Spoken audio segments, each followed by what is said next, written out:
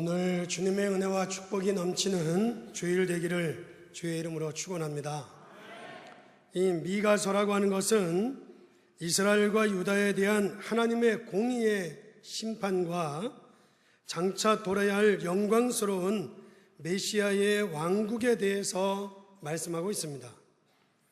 그러면서 하나님의 백성으로서 앞으로 하나님 앞에 경성할 뿐 아니라 우리 백성들로 하여금 암담한 현실 속에서 소망을 잃지 않도록 인도하고 있는 것을 우리는 찾아볼 수 있습니다. 그러므로 마침내 남은 자는 세상을 정복하고 세상에서 승리한다는 것을 우리에게 선포해 주고 있는 것입니다. 오늘 본문의 말씀 18절에 보게 되면 이런 말씀이 있습니다. 주와 같으신 신이 어디 있으리이까? 주께서는 죄악과 그 기업에 남은 자의 허물을 사유하시며 인애를 기뻐하심으로 진노를 오래 품지 아니하시나이다 라고 말씀하고 있습니다.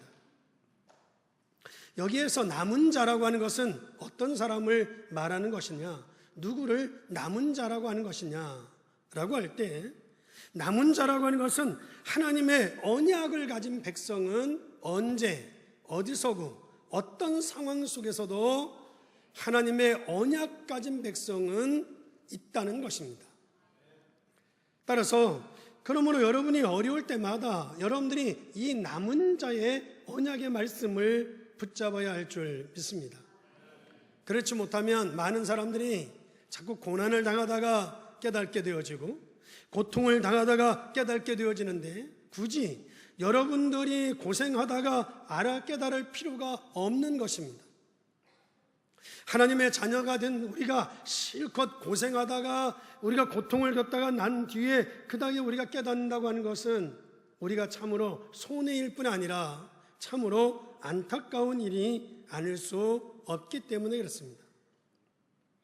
그런데 어떤 사람들은 남은 자의 축복을 고난과 고통을 겪지 않고 깨닫는 가운데 응답을 받은 것을 우리는 찾아볼 수 있습니다. 그러므로 저와 여러분들이 남은 자의 사명을 제대로 깨닫는 사람들에게는 반드시 기적이 나타날 것이고, 남은 자의 축복을 알고 제대로 나아간다면 하나님의 응답이 우리에게 임하게 될 줄 믿습니다. 그런데 대부분 많은 사람들이 꼭 죽도록 고생을 당하고서야 그때 깨닫고, 병이 들어서야 그때서야 은혜를 받고, 그리고 죽도록 얻어맞은 다음에서야 그 다음에 깨닫는 것을 볼 때 참으로 안타까운 일이 아닐 수 없다는 것입니다. 그래서 성경은 우리에게 아주 쉬운 말로 한마디로 이렇게 얘기합니다. 좋은 말 할 때 깨달아라, 이렇게 얘기하고 있습니다. 그래서 여러분들이 만일에 조금씩 하나님의 말씀을 깨달아 간다고 하면 반드시 여러분들은 남은 자가 된다는 것입니다. 믿으시면 아멘. 여러분들, 내가 남은 자가 된다고 하는 것은 우리가 미래가 우리에게 주어진다는 것이고, 그러면 하나님의 은혜로 우리가 남은 자의 축복을 누리게 되다 보면 어느 날 세상을 정복하는, 여러분들이 승리의 자리에, 성공의 자리에, 서밋의 자리에 여러분들이 올라가게 된다는 것입니다. 따라서 여러분들 그렇게 되어지면 여러분들은 얼마든지 여러분들 주위에 있는 사람들을 살려내기 시작할 수 있다는 것입니다. 여러분들 중에는 신앙생활을 하면서 내가 분명히 구원받은 것이 확실한데 왜 내가 이렇게 잘 안 되는 것일까? 또 여러분들 중에는 여러분들이 하나님의 말씀을 듣고 분명히 내가 복음을 깨달았는데 왜 이렇게 자꾸 일이 풀리지 않는 것일까? 그런 생각을 하거나 그런 질문을 하는 사람들이 있을 것입니다. 저 역시도 신앙생활을 하면서 전혀 응답을 받지 못했고, 제가 교회를 다니면서도 하나님의 그 놀라운 비밀을 깨닫지 못하고 방황할 때가 많이 있었습니다. 그렇게 응답을 받지 못하고 방황하다가 어느 날 제가 깨달으면서 하나님 앞에 응답을 받게 되었는데, 그렇다, 내가 하나님 앞에 필요한 일을 찾아야 되겠다. 내가 하나님 앞에 필요한 말을 해야 되겠다. 그래서 필요한 일을 찾고 필요한 말을 하다 보니까 나 자신이 필요한 사람이 되어지더라는 것이죠.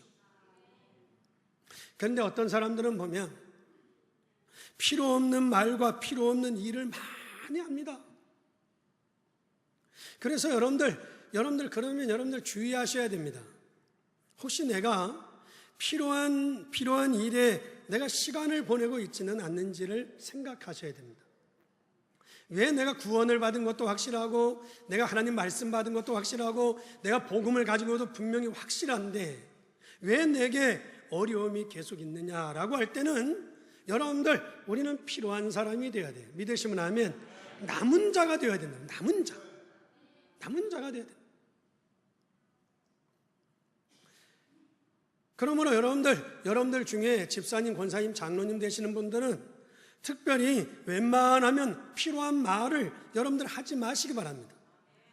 왜냐하면 그것이 교회를 살리는 것입니다.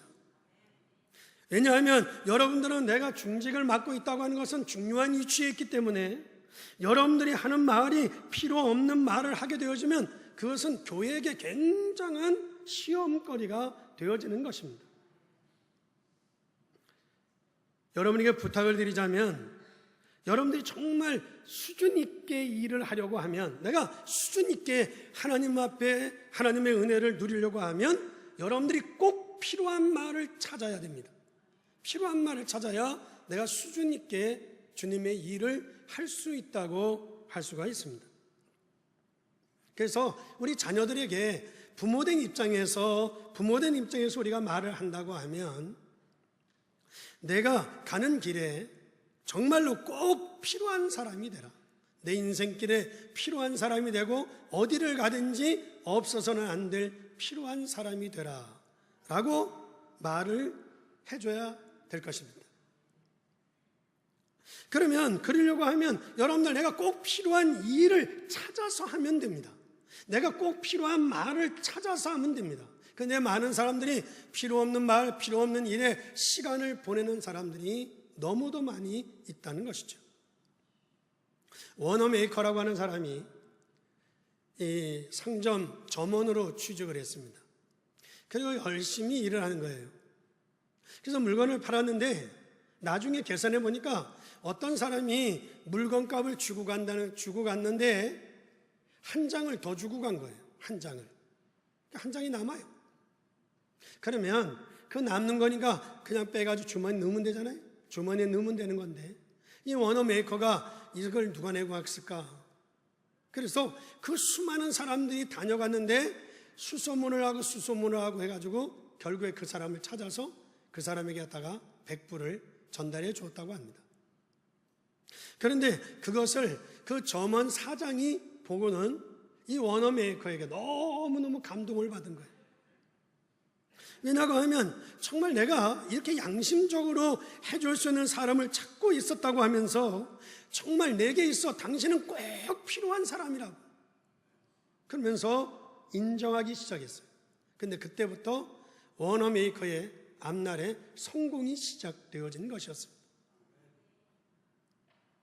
이 사람은 완전히 기도의 사람이었고 이 사람은 완전히 복음의 사람이었습니다. 그러므로 사장으로부터 인정을 받으면서 모든 걸 다 맡기게 되어졌고 워너메이커는 결국에 시대적인 하나님의 백만장자의 축복을 누리게 된 그런 역사를 우리는 찾아볼 수 있습니다. 그러므로 사랑하는 성도 여러분, 저와 여러분들이 우리 교회가 정말 시대적인 응답을 원한다고 하면 절대적으로 필요한 것을 찾아내야 될 줄 믿습니다. 여러분들 마틴 루터가 종교개혁을 하지 않았겠습니까?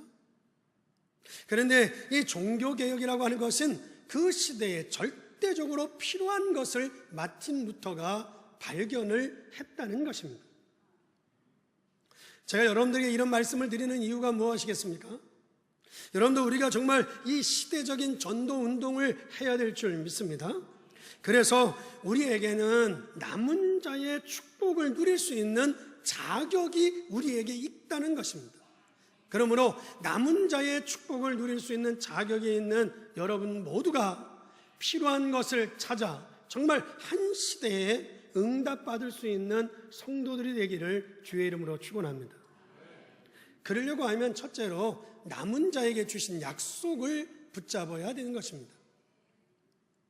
여러분에게 어려움이 올 때마다, 여러분에게 어떤 문제가 올 때마다 여러분들이 생각해야 될 것은 남은 자의 축복과 남은 자에게 주신 언약이 무엇인지를 잘 붙잡아야 됩니다. 맞다. 어떤 심판이 있어도, 어떤 환난과 어떤 시험과 어떤 고난이 있다 할지라도 하나님은 남은 자에게 축복하신다. 남은 자를 축복하신다라는 것입니다. 그렇다고 하면 여러분들 성경에는요, 남은 자에 대한 약속이 많이 기록되어져 있고, 구약 성경에서 중요하게 여기고 있는 각 서신에서, 각 성경에서 남기고 있는 단어 중에 하나가 남은 자입니다. 남은 자. 그러면 그 남은 자에게 한마디로 그 남은 자에 대해서 요약을 해서 한마디로 말한다고 하면 따라하세요. 나는 너를 끝까지 버리지 아니하신다 라는 말입니다. 남은 자가 붙잡아야 될 언약이 뭐냐? 남은 자에게 하나님이 주신 약속이 뭐냐? 하나님께서 말씀하시기를 내가 너를 끝까지 버리지 아니하고 너를 지키시리라는 것입니다. 끝까지 버리지 않는다는 것.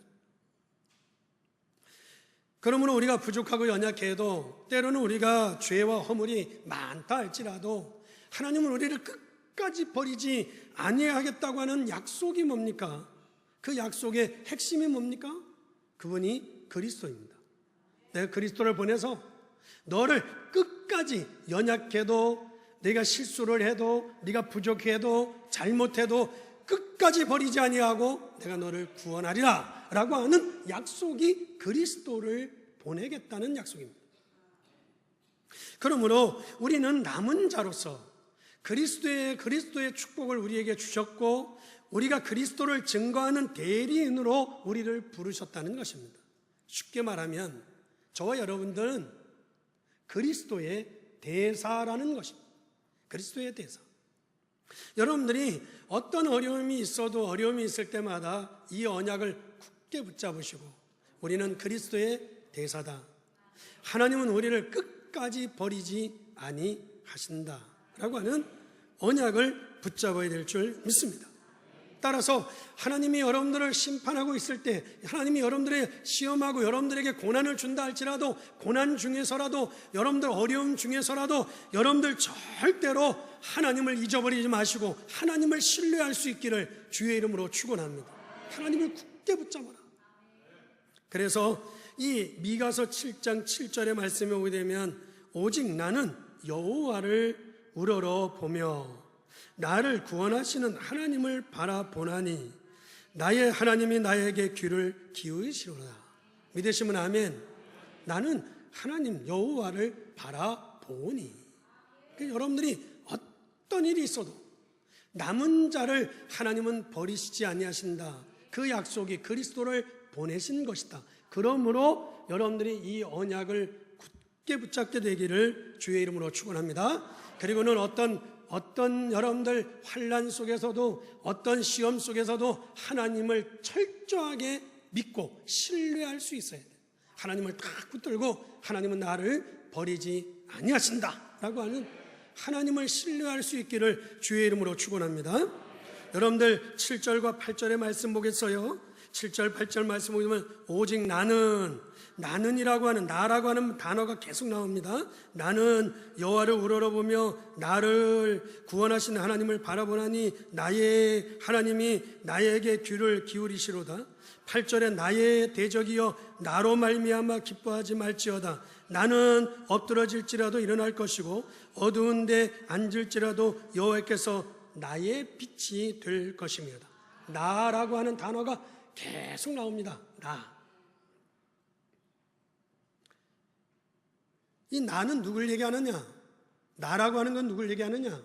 이것은 뭘 얘기하는가 하면 하나님께서 우리를 심판 중에, 또 우리가 어려움 속에 있다 할지라도, 우리에게 여러 가지 문제가 있다 할지라도 그 가운데서 정말 내가 필요한 사람으로, 나의 죄를 깨달은 사람, 항상 그래서 하나님이 왜 이런 일이 내게 있을까? 나의 죄를 깨닫는 사람, 그런가 하면 신약시대에 와서는 교회를 의미하는 것입니다. 늘 하나님의 교회에 엎드리는 자, 믿으시면 아멘. 나라는 것입니다. 죄를 깨닫고 또는 신약에 와서는 교회를 의미하는 것입니다.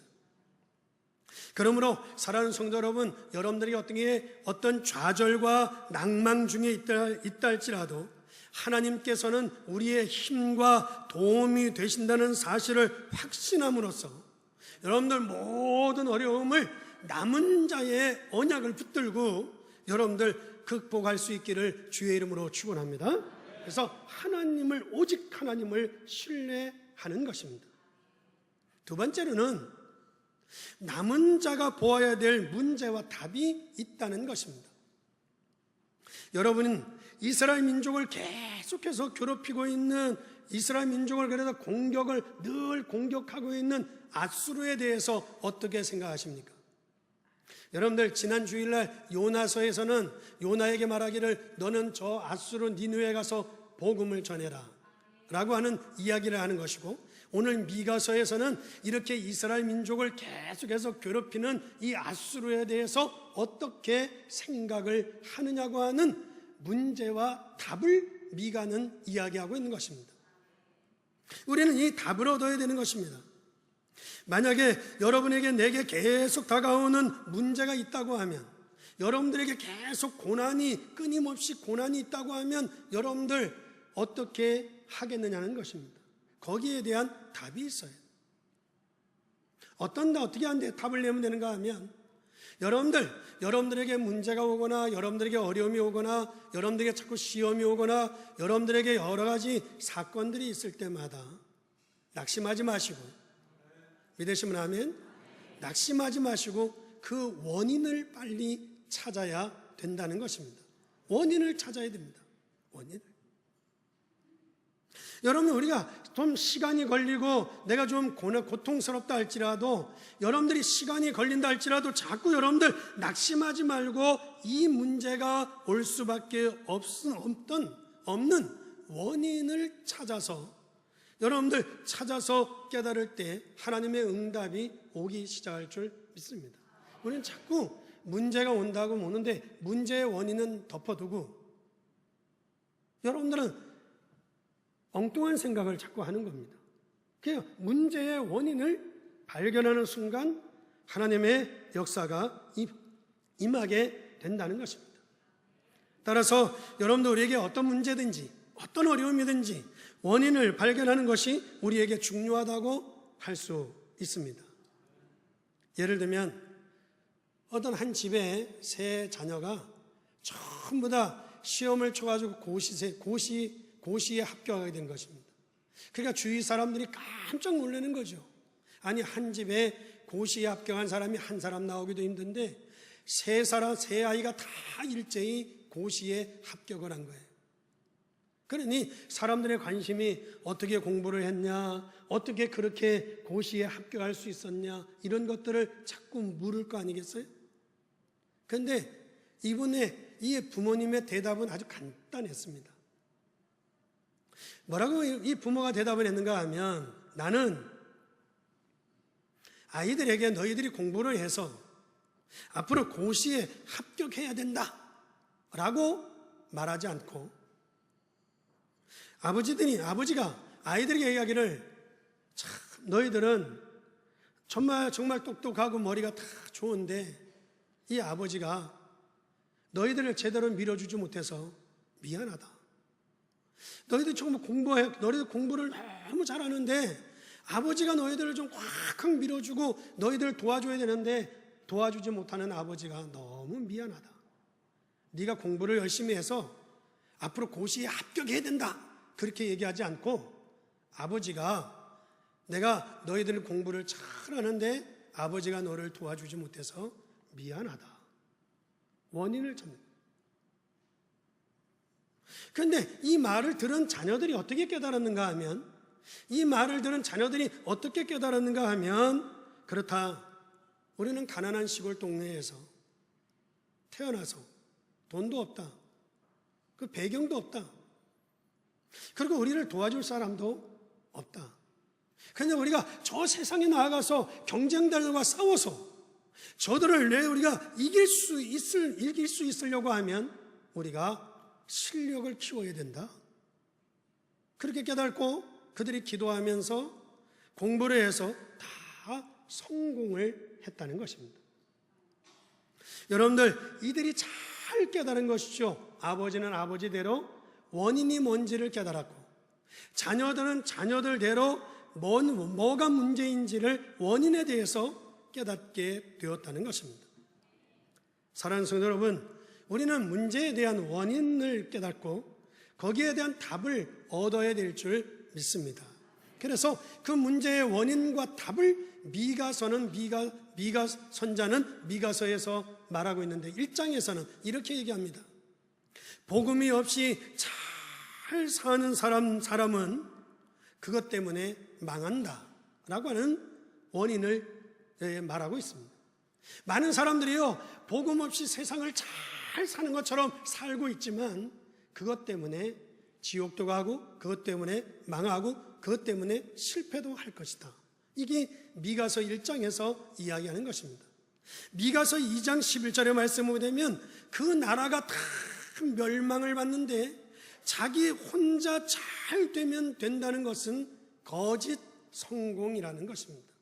여러분들, 나라가 다 망하는데 혼자 잘 되면 된다라고 하는 것은 그것 거짓 성공이라는 것입니다. 여러분들, 한국이 다 무너지는데 여러분들, 우리 혼자 뭘 잘 된다, 그것은 거짓 성공이라는 것입니다. 그런가 하면 미가서 3장의 말씀에 오게 되면 적당하게 배만 부르면 되는 줄 아는 것은 그것은 거짓 선지자들이 하는 말이라는 것입니다. 여러분들, 우리가 배만 부르고 잘 먹으면 된다, 여러분들, 거기에 우리가 속으면 안 됩니다. 그건 다 거짓 선지자들의 이야기라는 것입니다. 우리는 거짓 선지자들의 말이나 거짓 성공을 해서는 안 될 것이고, 미가서 4장 3절의 말씀에 오게 되면 하나님께서는 남은 자들에게 문제를 알려주시고 답을 주신다는 것입니다. 그러면서 5장 2절의 말씀에 오게 되면 이때 이미 하나님께서 미가 선지자에게 예언하기를 베들레헴아 에브라다야 유다 고을 중에 가장 큰 고을을 축복하는 것을 찾아볼 수 있는데, 이것은 앞으로 오실 예수 그리스도의 탄생에 대한 말씀을 답으로 주고 있는 것을 찾아볼 수 있습니다. 사랑하는 성도 여러분, 이것이 우리 남은 자들이 볼 수 있는 문제의 원인과 답이라고 할 수 있는데, 17절 말씀에 보게 되면 이렇게 이야기합니다. 17절 말씀에 보면 그들이 뱀처럼 티끌을 핥으며 땅에 기는 벌레처럼 떨며 그 좁은 구멍에서 나와서 두려워하며 우리 하나님 여호와께로 돌아와서 주로 말미암아 두려워하리로다. 앗수르가 싹 다 멸망을 받고 그들이 다 하나님 앞에 몽땅 다 하나님 앞에 꺾이게 될 것이다. 이렇게 예언을 하면서 앞으로 이 땅에 메시아를 보내서 하나님이 남은 자를 끝까지 붙잡고 남은 자를 들어 하나님이 축복하실 것이다.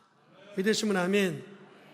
사랑하는 성도 여러분, 여기서 우리가 깨달아야 될 것은 뭔가 하면 여호와께서 모든 걸 통치하신다는 것을 믿으시면 아멘 하시기 바랍니다. 우리는 하나님의 주권적 능력을 확신하셔야 됩니다. 여러분들이 살아가는 모든 삶의 주관자가 하나님이시요, 하나님은 주권자이심을 여러분들 믿으셔야 될 줄 믿습니다. 그래서 우리 사랑하는 성도들이 세상을 살아가면서 하나님께서는 궁극적으로 남은 자에게 승리가 있도록 하신다고 하는 확신과 믿음을 가지고 문제와 답을 깨달을 수 있기를 주의 이름으로 축원합니다. 마지막 세 번째로는 남은 자의 삶을 살라는 것입니다. 남은 자의 삶은 어떤 삶을 말하는 것입니까? 여러분이 어려울 때마다, 여러분들이 여러 가지 문제가 있을 때마다 여러분들이 늘 기억해야 될 것이 뭔가 하면 따라 하시죠. 나는 나는 남은 자다. 그거를 늘 기억하라는 것입니다. 그리고는 혹시 여러분들이 실수를 했다 할지라도 혹시 여러분들 넘어지지 말고 여러분들이 자꾸 일어서라는 것입니다. 따라서 남은 자는 여러분들이 실수했다 할지라도 넘어지지 말고 일어나고, 항상 어려움이 올 때, 문제가 있을 때 나는 남은 자라고 하는 생각을 기억하라는 것입니다. 그리고 사람을 의지하지 말고, 믿으시면 아멘, 사람을 의지하지 말라는 거예요. 사람을 의지하지 말라는 것은 사람하고 사귀지 마라, 사람을 무시해라, 사람이 필요 없다, 그런 말을 하는 것이 아닙니다. 거기에서 이야기하고자 하는 것은 그 반대의 얘기입니다. 사람 의지하지 말고 여호와를 바라보라는 거죠. 여호와만 바라보라는 것이에요. 왜 그런가 하면 여러분이 인생을 살아가다가 여러분의 인생 가운데 큰 어려움이 올 때면 친구도 부모도 가족도 전혀 여러분들을 도와줄 수 없습니다. 그래서 오늘 18절 말씀에서는 이렇게 얘기합니다. 주와 같은 신이 어디 있으리까? 믿으시면 아멘. 주와 같은 신이 어디에 있으리까? 여러분들 더 심각한 뜻으로 받아들일 때, 여러분들 만약에 앞으로 아수르 나라가 쳐들어와요. 아수르 나라가 쳐들어올 때, 우리를 공격할 때 사람을 의지해서 아수르 나라를 이길 수 있겠느냐? 이길 수 있겠느냐? 그런데 여러분들, 우리 인생 가운데 어려움이 올 때, 우리에게 고난이 올 때 우리가 사람 의지해서 그 도움을 가지고 그 문제를 해결할 수 있겠느냐? 그러니 저와 여러분들은 여호와만 바라보라. 믿으시면 아멘. 그래서 남은 자의 삶을 어떻게 살아야 되느냐라고 할 때 사람을 의지하지 말고 여호와만 바라보라는 것입니다. 그리하면 여러분들 여호와만 바라보면 어떤 일이 벌어지겠습니까? 8절의 말씀에 오겠습니다. 나의 대적이여 나로 말미암아 기뻐하지 말지어다. 나의 대적이여 나로 말미암아 기뻐하지 말지어다. 악의 세력이 아수르가 여러분을 치고 들어왔다가 기뻐하지 마라. 세상에 어둠의 세력이 여러분들을 치고 들어왔다 기뻐하지 마라. 왜? 여러분들은 남은 자요. 믿으시면 아멘. 남은 자는요 어떻게 되는가 하면 나는 엎드러질지라도 일어날 것이고 어두움에 있을지라도 여호와께서 나의 빛이 될 것임이니라. 여호와를 바라보면, 여러분들 왜 여호와를 바라보는 거 하면 세상의 어려움이 내게 올 때 여러분들 그 사단의 세력은 기뻐하지 말지어다. 여호와께서 나를 엎드린 자인 데서 이렇게 세울 것이고 어두운 데서 나의 빛이 될 것이고, 하나님께서 여러분들을 가는 길을 하나님이 비추시고 여러분들에게 은혜와 축복을 허락하실 줄 믿습니다. 그러면서 15절에 이렇게 얘기합니다. 이르시되 내가 애굽 땅에서 나오던 날과 같이 내가 그들에게 이적 기적을 보이리라. 여러분의 인생 가운데 기적이 나타나기를 주의 이름으로 축원합니다. 그럼 여러분들 애굽에서 어떤 일이 있었습니까? 애굽에서 여러분들 바로의 그 고통에서, 바로의 그 노역에서 아무도 빠져나올 수 없었어요. 정치적으로도 해결 안 됩니다. 어떤 과학적으로도 해결할 수 없었습니다. 그런데 여러분들 애굽에서 해방을 받아 나올 수 있는 중대한 사건이 벌어지잖아요.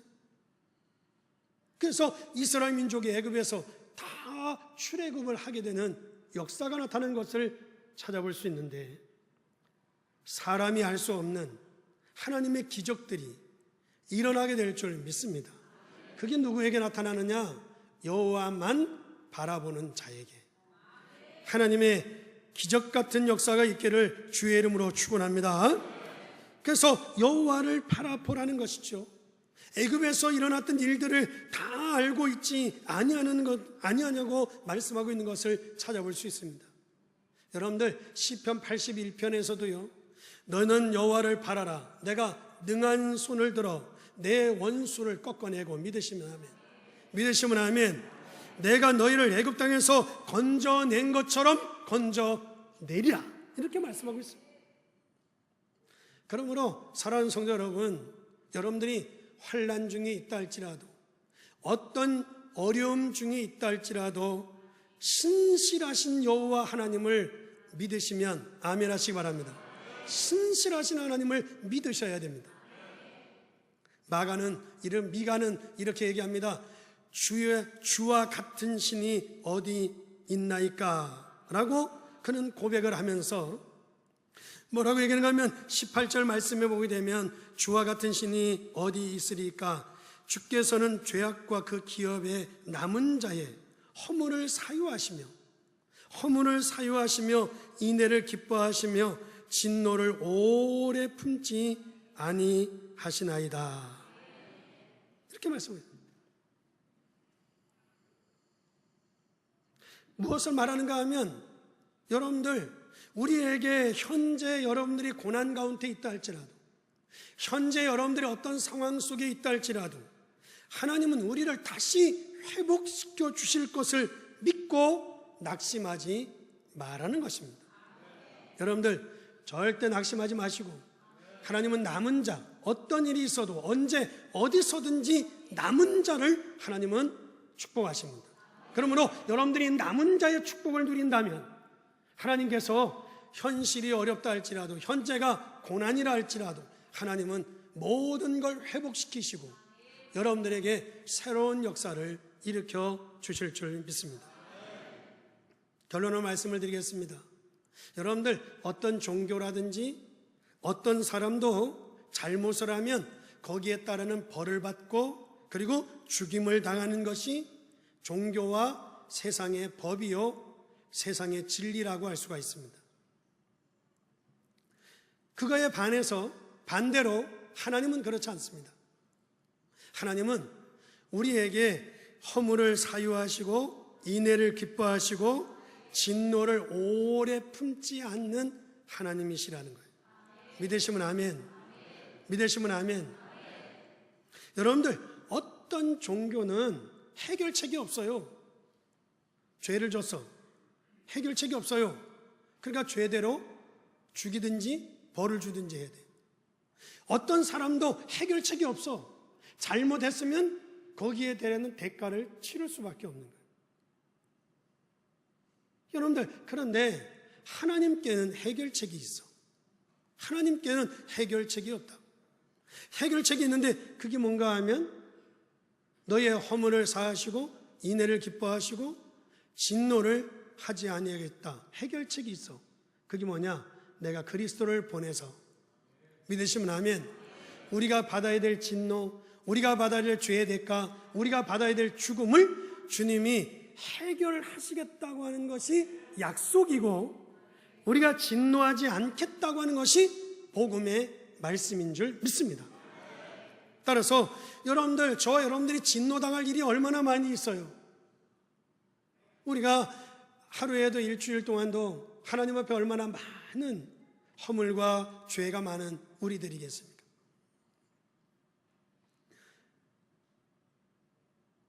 제가 이래 보면 사람들이 자기의 잘못은 잘 모르고 남의 말을 하고 돌아다니는 사람들이 참 많아요. 그런데 남의 말을 하고 돌아다니는 사람들을 보게 되면 자기의 흉은 만 가지도 더 돼. 주로 자기 흉은 만 가지도 더 되면서 남을 욕하고 남을 비난하는 사람들을 보면 참 진짜 뻔스럽다, 그런 생각이 들 때가 있어요.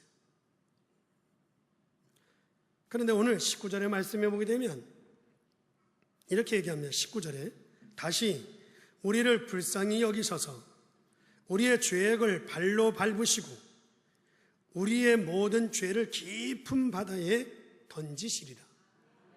여러분들, 저와 여러분들이 잘못한 대로 벌을 받는다면 살아날 사람이 아무도 없죠. 그래서 다른 종교에서는, 다른 사람들은 벌대로, 법대로 다 죽이고 다 망하게 하는 거예요. 그런데 우리가 예수 안에서는 다시 우리를 긍휼히 여기사, 믿으시면 아멘. 다시 우리를 긍휼히 여기사, 하나님은 오늘도 우리의 죄를 다 밟아버리고 우리의 모든 죄를 저 바다 가운데 다 던져버리겠다는 것입니다. 그러니 주와 같은 신이 어디에 있겠습니까? 주와 같은 신이 어디에 있겠느냐? 여러분들, 모든 여러분의 종교나 모든 사람들은 잘못을 하면 다 벌을 받고 다 죽여야 하는데 안 죽도록, 죽이지 않도록 살릴 수 있는 신이 이 땅에 어디에 있겠느냐? 그 신이 어디에 있겠느냐는 거예요. 여러분들, 우리가 잘못한 것을 우리가 그대로 다 벌을 준다고 하면, 원칙대로 한다고 하면, 만약에 여러분들이 손으로 죄를 지었다면 손을 잘라야 될 거 아니겠어요? 발로 죄를 지었다면 발을 자르고, 만일 여러분들 눈으로 죄를 지었다면 눈가를 빼버리고, 만일 여러분들 혀로 죄를 지었다면 혀를 잘라버리고, 남의 걸 훔쳐서 먹었다면 이빨 다 뽑아버리고, 씹었으니까. 그러면 원칙대로 한다고 하면 살아남을 사람이 누가 있겠냐고? 아무도 없는 것이죠. 여호와와 같은 신이 어디에 있으리까? 모든 종교와 모든 것 다 죽이고 벌 주는 것이 종교요 법입니다. 그러나 여러분들, 다 죽을 수밖에 없고 다 허물 많은 우리지만 우리를 살리겠다고 하는 신은 오직 하나님 한 분이라는 거예요. 왜? 하나님 안에서만은 해결책이 있는데 그 해결책이 곧 그리스도요, 그분이 복음인 줄 믿습니다. 이 말을 깨달은 자에게 하나님은 큰 역사를 이루게 되어지는데 그 한 사람이 누군가 하면 남은 자의 축복을 누리는 자라는 것입니다. 그러므로 사랑하는 성도 여러분, 우리는 이 타락한 사회 속에서 늘 빛과 소금의 역할을 잘 감당해서 하나님께 영광을 돌릴 수 있기를 주의 이름으로 축원합니다. 그리고 우리는 하나님께 진실한 기도를 함으로 평강과 영적인 능력을 소유할 수 있기를 주의 이름으로 축원합니다. 따라서 우리 성도는 말세를 당하여 하나님의 약속을 의지하고 저와 여러분들은 남은 자의 언약을 붙들고 믿음으로 승리할 수 있기를 주의 이름으로 축원합니다. 따라서 오늘 예배하는 모든 성도들에게 이 남은 자의 축복을 누리는 한 주간이 될 수 있기를 주님의 이름으로 축원합니다. 기도하겠습니다. 이 시간 기도하실 때 하나님, 나를 붙잡아 주시고 나를 인도해 주시옵소서. 하나님께서 오늘도 우리